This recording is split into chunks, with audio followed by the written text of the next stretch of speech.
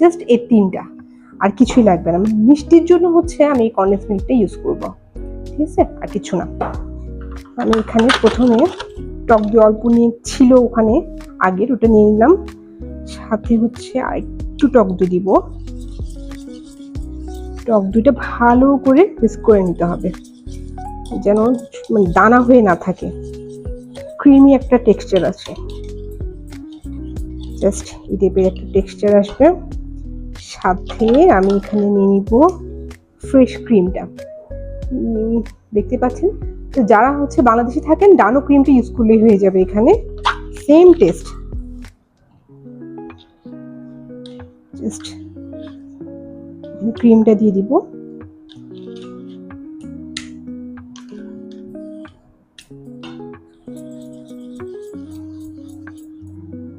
সাথে হচ্ছে এই কনডেন্স মিল্ক। কনডেন্স মিল্কটা যে যার টেস্ট অনুযায়ী কনডেন্স মিল্কটা অ্যাড করবেন, কজ এটা হচ্ছে একটু মিষ্টি একটা টেস্ট আনবে, তার জন্য আমি কনডেন্স মিল্ক ইউজ করছি, জাস্ট অল্প পরিমাণ।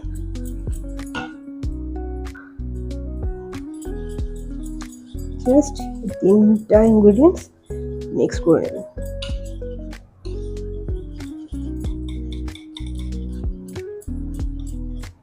ব্যাস হয়ে গেল ইনস্ট্যান্ট কাস্টার্ড মিক্স। মিষ্টিটা একটু চেক করে নিচ্ছি, আমি আরেকটু মিষ্টি আরেকটু অ্যাড করবো, বিকজ আমার বাসায় সবাই মিষ্টিটা একটু বেশি খায়, সেখানে আমি আরেকটু মিষ্টি অ্যাড করে নিলাম। ক্রিম আর টক দই যতটুকু দিয়েছি ততটুকু ইনাফ। এখানে আমি 170 গ্রাম টক দই আর এখানে 100 গ্রামের মতো ক্রিম অ্যাড করেছি, বাস হয়ে গেল।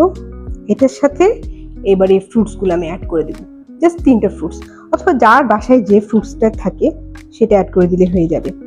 ম্যাঙ্গোটা অবশ্যই এখানে পাওয়া যায়, রেগুলারই পাওয়া যায়, বাংলাদেশে মনে হয় না এখন ম্যাঙ্গো থাকবে।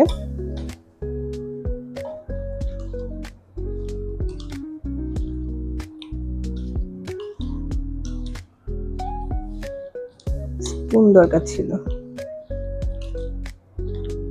আমি জাস্ট মিক্স করে নিচ্ছি, আর কিছু না।